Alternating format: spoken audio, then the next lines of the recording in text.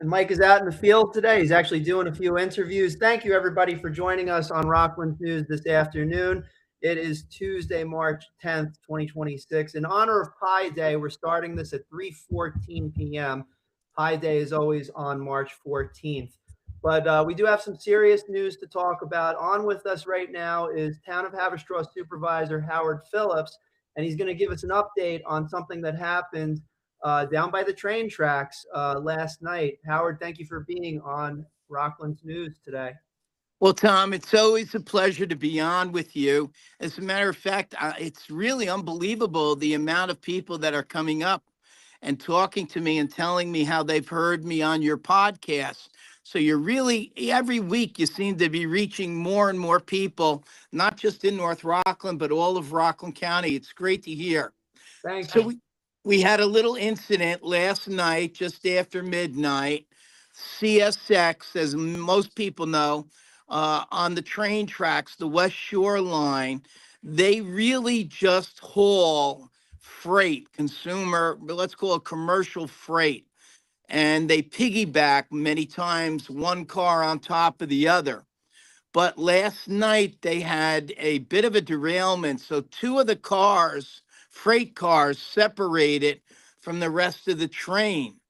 So it blocked all of West Side and New Main for over an hour. This is one of our greatest fears, having something like this happen and people not being able to get out.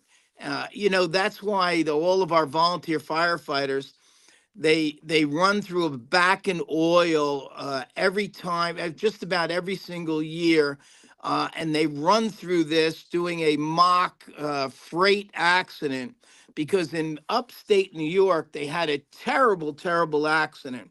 Mm. You're probably familiar with this back and oil that the trains are carrying on them, especially it goes on the West Shore. CSX is one of the largest haulers of that. Mm-hmm. So they actually had a brake failure, and the freight cars rolled back into the town and literally caused an explosion when they hit one another.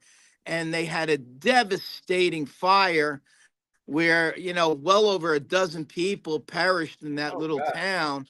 And you can imagine the resources they had to try and acquire from the surrounding areas to come and help fight this. So we have to take all of this very serious. Right. Luckily, it was only for about an hour, and very fortunately, it happened between like about 12:30 and 1:30 in the morning when the traffic isn't heavy. Mhm. Thank God that we were able to get that new bridge built where the West Side Avenue is down by Tilcon, because that has been a lifesaver for us. And it's really is critical to have something like that, especially for the residents of Village. If anything could say Castro, if anything really major happened where there was an explosion on that freight thing, we Yeah. had a catastrophe. We need people to get out of there. And that was one of our fears when the ambulance corps was on the other side of the tracks. So now they're up on 9W, which Yeah. is a very good thing. And of course, their police, they dissolved their police. So we have all the policing duties. So that's a really good thing. But I just want to compliment our police department, our firefighters, all of them responding to make sure they protect the public. It was really a good thing.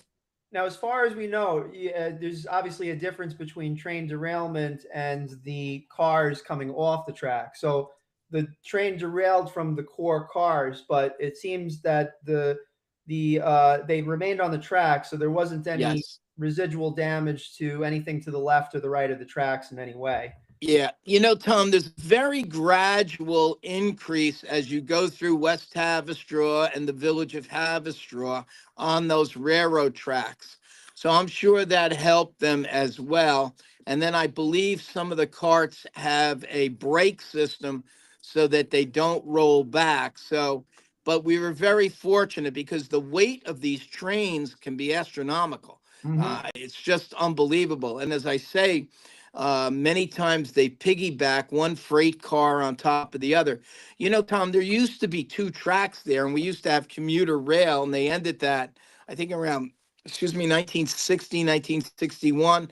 They should have never have done away with that, Tom. But when Mhm. they eliminated the commuter rail, they centered the tracks so that second set of tracks are no longer there. They did that so that they could double up, piggyback their freight cars and be able to get through the tunnel, because Uh-huh. otherwise they wouldn't have had the height to be able to get through the tunnel. Gotcha. But I'll tell you, if you ever wanted to do something to revitalize the villages overnight, it would be to restore the commuter rail on that line. It would have a unbelievable impact upon the villages. And it's too bad somebody didn't have the foresight to see that years ago. You know, back then they were building the Palisades, and people thought all cars would be the future, and they didn't have the hindsight to be able to say, wait a second, I should say foresight to say, wait a second, you know, sooner or later we're going to be all built up and we're going to need mass transportation. Yeah, and that seems to be the direction that it's been going, especially since 2021. Uh, Yes. I note that there was an accident right down by those exact train tracks in February of 2023. A truck was basically stuck on Yes. the train tracks, and unfortunately, the train was not able to even slow down. It basically slammed right through the middle of the truck. Thankfully, nobody was hurt, but certainly a lot of damage control Oh afterwards. yeah.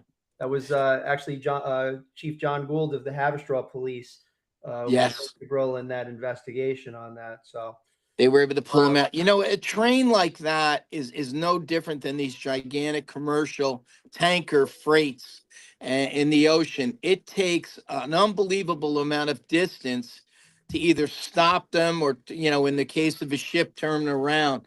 So we have to be very, very careful. I have said constantly, CSX does not do enough for the communities that these rails and trains traverse on a daily business, on the daily day, doing major business. You know, CSX is one of the richest Fortune 500 companies in the world, and they really should do more for the local communities that they traverse. interesting. Yeah, and I wasn't even aware that they're a Fortune 500 company. Oh, Especially, they're unbelievable. They have unbelievable business. The amount of freight that they transport is just extraordinary. And like I said, they do very little for the local communities. They give these small amount of grants, a pittance of a grant. It's all about moving their product, and you know we get that, but there should be some type of reciprocal where they give back to the local communities. one of the Listen, I have our town clerk here. She just wants to remind some of our commercial people out there with landscaping. Raquel, would you like to tell them it's that time of the year? Sure, take it away, Tom, how are Raquel. you? Yeah. So it's that time of year, like Howard said. Permits will be mailed out the end of the month. And just a reminder that I want to remind everyone that the landscaper permits are still ongoing. So if anybody wants to apply for their landscaper, to please come to the town clerk's office. We can help them fill out the application. It could be mailed or emailed. Got it. Go ahead. We're listening. No, That's that's it. We're that's so Oh, busy okay. with marriages and so forth. yeah. Everything's good. All right. Awesome. How's the marriage the number of marriages this year? Are they beating the divorce rate? Why are you looking to get married? We could hook you up here at town hall. My wife probably wouldn't like that, but I could ask her. I don't know if it's that sort of relationship, but How she many does have it you by done? the Any? book, so I'm pretty cool with that. Anything about Yeah, 20? she's probably done about 20 marriages already this Ah, year. great. Yeah. Isn't that wonderful? Yeah. And then we're starting to get ready for our summer programs. Yes. So I have our constituent representative here, Rosa Urena. Can you tell them what we're booking this year to keep everybody in shape and when it begins? Definitely. So we start June 1st through August, and we have numerous classes available for our residents and whoever would like to join them. What are some of them? We have Taekwondo, usually on Mondays. We also have Zumba on Mondays. Tuesday, for uh, early people that like to wake up early, we have Tai Chi. We also have country line dancing in the afternoon, Zumba, two classes back to back. And Wednesday, so far, we have yoga and another Zumba class. And then during the weekends for the seniors, we have resident only classes. All right. So, Tom, there's no excuse for you to be out of shape this summer. Yeah, you're right. I think I got to up my game. Yeah, I'm telling you, you know what it's embarrassing is that it's like 95% ladies.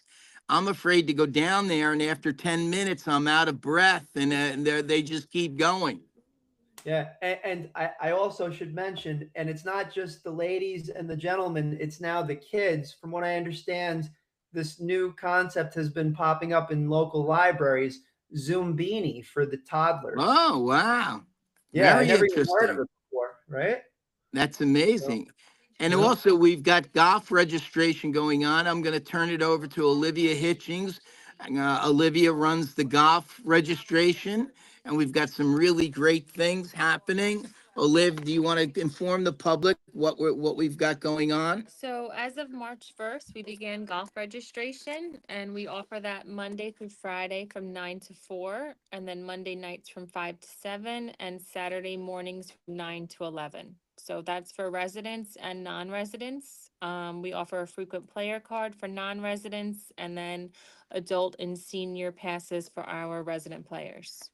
And Tom, the Golf Pro does great youth clinics in the summertime for the youth. And then he's available for lessons, Mike Laudine. And the course is, we've done a great job. Chris Dyroff, the superintendent, with his assistant, Scott Esty, they have done a great job. Course is in incredible condition. And now we're looking, hopefully, at the end of this month, hopefully before April, to open it up. I'm hoping the weather will cooperate, but this is, it's like guys have been in cages all winter long, and they're looking to get out there. So we're very excited about that. And the great thing is, as Olivia said, we offer a non-resident card for people so they could play at more of a discount. And we also do a lot of golf outings. Not only that, the pro works with a lot of the colleges so that they come up and have tournaments there. And he's got a special one that I'll be announcing in a couple of weeks that they'll be doing as well. So we're really coming up with a lot of different things. I have to say, Tom, I'm glad you stopped the music. I felt like I was part of the NFL highlights there for a while. I'm very sorry about that, and it's my fault. On my end, I had the volume on 0, and I didn't realize I didn't turn it off for everybody else. So That's all right. I was picturing myself beating up on the New England Patriots, so that worked out really well. Do you know one of our new live streamers? Like, he's on with Rockland's News, Tom Brady. His name is Tom Brady. He's Get out of here. I kid you not. Yeah. But Well, next time you see him, do me a favor and tackle him. I can't. He's big. He's Irish. I can't. Yeah. So we have a town board meeting tonight.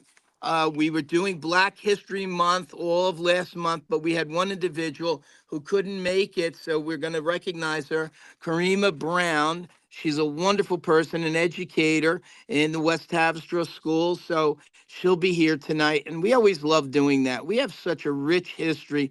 We're a true example of the melting pot in America. So we're very excited about that. But we have a whole bunch of typical resolutions this time of the year: fertilizer, bunker seeds, sand, more and more chemicals that you use, whether it's in our parks, whether it's on our golf course.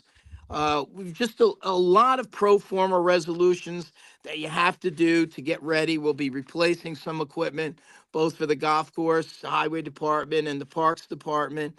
It goes good. And you know what? We really go after aggressively to get the best price and the best product. But that's a key, really, I think, to watching the taxpayers' money. So we have all those going on tonight. We've got some other things that are going to be doing down at Bowline Point Park and our new sports recreation complex. Yep. Very excited about that. And, pretty soon, I would say in the next few weeks, we'll be opening up our skateboard park at the new Ah, park. all We right. will be opening up the new playground equipment. I have everybody asking. Then I've got a lot of adults asking me about the pickleball courts. So all of that, I would imagine by the end of the month, we'll be announcing opening. We may have a soft opening and do a ribbon cutting later on. But we're very excited about what we've been doing there. And we've done everything. We've constructed everything without bonding a single penny. So it's all paid off. Isn't that Great. wonderful, Tom? Everybody loves hearing that. It's paid. Yes, yes, they do. You know what? It's so important, really, now not to pass on more expenses. And if we can do that constantly, it really, in the long run, you save uh, in the millions of dollars to the taxpayer. So we're very appreciative on that. And other than that, we're doing some handicap accessible improvements. We're doing one here at Town Hall. We're looking to do another one up at the police station. So there's a tremendous amount doing. I should mention, because I know a lot of people always constantly ask, we will be having our 4th of July. Right now, the date is July 1st. Rain date will be July 2nd. So we will be doing that. And I can't tell you, our fireworks display is probably the very best in the entire Rockland County, It's probably one good. of the best in the Really, state. really good. Yeah. Bowline is amazing. It is. It is. It's a lot of fun. And you know what? Everybody takes great pride. Even the summer workers, they take great pride because they know it's such a gem and people love, such an important part is the cleanliness. And we've been able to keep every single park we open very, very clean. We're looking to do some more things up at Cheesecoat Mountain. We have 317 acres of land up at Cheesecoat, and you Wow. can hike it, you can walk up there, but those are really unusual for towns to have. I mean, that's really an incredible park. You figure that half of our town of Haverstraw is already in the Palisades Interstate Park System, and then you add all the wonderful features that we have. Then you add the county pool, Piperato Park on the river. You really think that Haverstraw has some amazing things to offer to people. It's a gem. Truly is a gem. Yes, it is. And with the And we're 4th of always battling the cost of government. Tom, Right. there's always a Yeah. balance between what you can do and the cost to the resident. So the more, as I say, that you can do without bonding, the more you can do really and pay off immediately. That's better for everyone. Yeah. How do you, over the course of time, obviously there's things that obviously have to be bonded and financed. How, from your perspective thus far in government with the town of Haverstraw, what do you think has been one of the keys to maintaining fiscal responsibility and not bonding things out? Well, I think that you set the message with every single department head that you cannot spend money without running it by us. We have a system where if you want to purchase, you have to come and get it approved first. Not that our department heads aren't conscientious, they are, they're extremely conscientious, but it gives another set of eyes on every single purchase. Then we go into these cooperatives so that in many instances now we don't have to go out and bid because the bidding's already been done, for instance, by the state or by the county, and we could piggyback off of their bids. That's so crucial because you have a highway department that has to do macadam.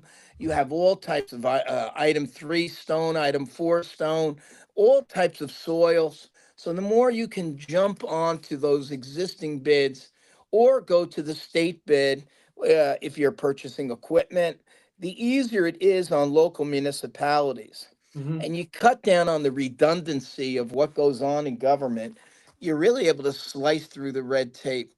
But I think it really comes down to the person that's the chief CEO of every town, village, county government.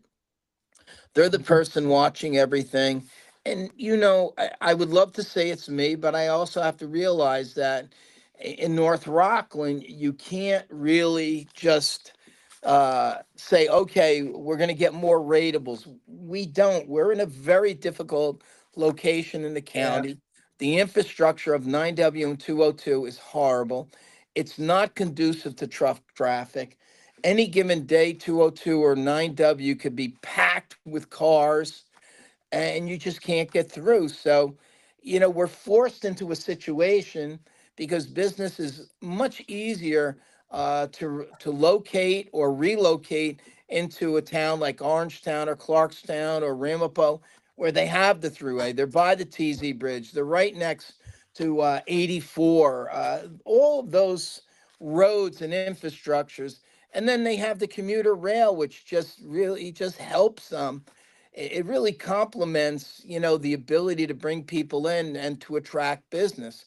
Yeah. So all of that is great for communities. We do have to work harder up here, and it's a challenge. But you know what? I'd rather be in a position where I'm challenged every day to prove ourselves than, to be able to sit back and, a lot of times things come to you, and that's very fortunate for them. But we're doing everything we can to bring business in.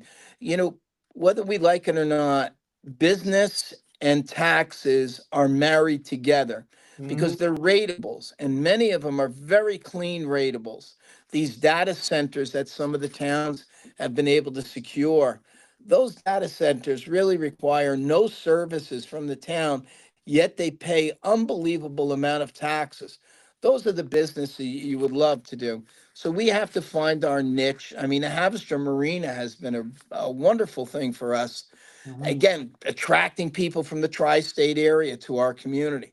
So those things are creative ways that we got to look outside the box. Hmm. Yeah, most definitely. And what I noticed, again, going back to the premise of that we're in a much busier community, especially since COVID started winding down. You had a lot more residency and a lot more interest, especially in North Rockland. Uh, Yes. I found that it almost felt like, because I've had my web development company and networking along across Rockland County to build that up for 18 years now. And what I found is a lot of times people kind of disregarded North Rockland, and I think it had to do with just that travel over the hills and mountains to grandmother's house Yeah. to go, up north. But But that, Tom, you will never find a more beautiful spot on the Hudson River yeah. than in Haverstraw. We're Mhm. at the widest point. We have the mountains in the background. That's why Bowline, you may match the amenities, which is very challenging, but you can't match that location. Nowhere in Rockland County can you go and find as beautiful of a spot than Haverstraw Bay. And there's also a very, very important historical component in Haverstraw that Stony Point will never have. Sturgeon. What is that? Sturgeon. The what? Oh yeah, Sturgeon. definitely. That's my only commentary on There that. you go. There you So go. yeah, that's my only commentary. So I think I've We're over. so old of a town that our history is so rich. I mean, we gave birth to the town of Clarkstown, Ramapo, and Stony Point. I love to tease all my friends and family in Stony Point to tell them when they bring up the Battle of Mad Anthony Wayne, and I keep telling them, "Well, that happened in Haverstraw," and they go, "What Right. are you talking about?" And I love to tease them on that. But you know what? Whether it's that or whether it was Major Andre and Arnold, oh Yeah, my Benedict goodness, Arnold, the Treason House. That chase, was in yep, West chasing them Haverstraw. out, yeah, or whether it's Washington's troops which camped along 9W where Hoyer's is, Hmm. and the fact that we've produced three Medal of Honor recipients, Yeah. I mean that's pretty extraordinary. But we've been the gateway for every immigrant group coming to America, And you know what? It still exists. We're still doing that, and it's great to see. We've Yeah. got people that are first generation here, and they're looking for that American dream. No different than when our forefathers came here. It's the same exact thing. The Mhm. faces may change, but the idea is still there. Amen to that. And with that, I do also want to ask you about some of the upcoming cultural events that may be happening in the area. Now, of course, we have the 250th anniversary celebrations across Yes. Rockland. Do we have any other, for instance, in the village of Haverstraw, we have great ethnic cultures there, certainly a vibrant Spanish community. Um, Yes. anything going on over the next few months in various neighborhoods in Well, Haverstraw? everything's geared up for really for the summertime. We're going to have an amazing Latin festival down at Bowline. And then in the village, we have the Latin Day and Parade and Festival. So we have Latin Night at Bowline in July. We have the Latin Festival and Parade, and that may move around. We're not sure yet. But then, you have all different things going on from the summer open air concerts to the 4th of July. Uh, we have the villages do Dancing Under the Stars. So there's just a lot to come to Haverstraw to see and participate in. And we have some great restaurants. So wherever you go, and our golf course is just amazing to play. We got all the way down to fifth in the state rated out of all the public golf courses. Last year, the summer beat up everybody really bad, but we're going to be right back there. So we're looking to see the ranking for this year. And you know what? It's just a great community to come and enjoy. Sitting on the Hudson River, whether it's at Don Coquille or whether it's at the Hudson Water Club, it's just wonderful to come out. Yeah, I always tell everybody, you want to get an early start on summer, come to our restaurants on the river. You're really going to enjoy it. And then you have Union Restaurant in the village of Haverstraw. They always do an amazing job. The food is always delicious. And there's a lot of Latin restaurants in the village. But everywhere you go, you find something, that you're going to like and enjoy. We've got something for everything.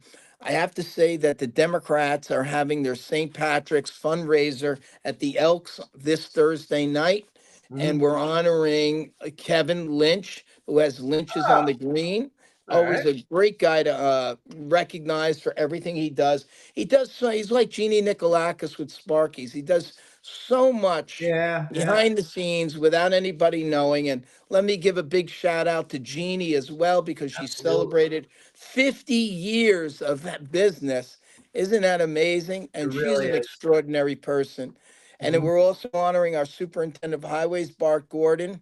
So we're going to have a great time Thursday night. We have the bagpipes coming in. We have some young children doing the Irish dancing. So it'll be a fun evening at the Elks this Thursday. That's awesome. Yeah, I didn't know Kevin was being honored. I'll contact the Elks. Uh, Very reluctantly. He didn't want me to honor him, but I told him he's it. He's got to come. Yeah, he's been working for decades quietly behind the scenes, especially with Lynch's now over at Philip Rotella Golf Course. Yes. Fantastic establishment. A lot of events that happen, even with the North Rockland Chamber and a whole bunch of things. Yep. Yep. You have Hudson Mills at the Garnival Arts Center now, too. They do a great job down there as well. And I could go on and on. I'm sure I'm leaving probably 2 dozen restaurants out, but we have so many things to come and enjoy. Yeah, absolutely. Well, Howard Phillips, town supervisor for the town of Haverstraw. Thank you for being on Rockland's News today. Thank you, Tom. Really enjoyed it. Same here, man. All right. Well, thank you everybody for joining us. We're actually going to come back in a moment to give you an overview of Defiant Brewery's closing in Pearl River. So we're going to be back with our small business spotlight in just a moment. I first want to thank our many sponsors for helping us to make this live stream, news organization, and podcast a fantastic thing. So first of all, our New York Boulders baseball team, the premier sponsors for 2026. Work Smart New York Business Boot Camp coming up at the end of April. Yabu Fence Company, Dana Pest Control, Easy Temp, located in Hackensack, New Jersey, for all your ice machine repairs. Kobe Sushi, Susan Bova, Whole Shot Bagels, 99 Signs, FZ Perfection, and the Nanuet Town Center. Stay tuned for some more from us. Thanks for joining us today. Take care.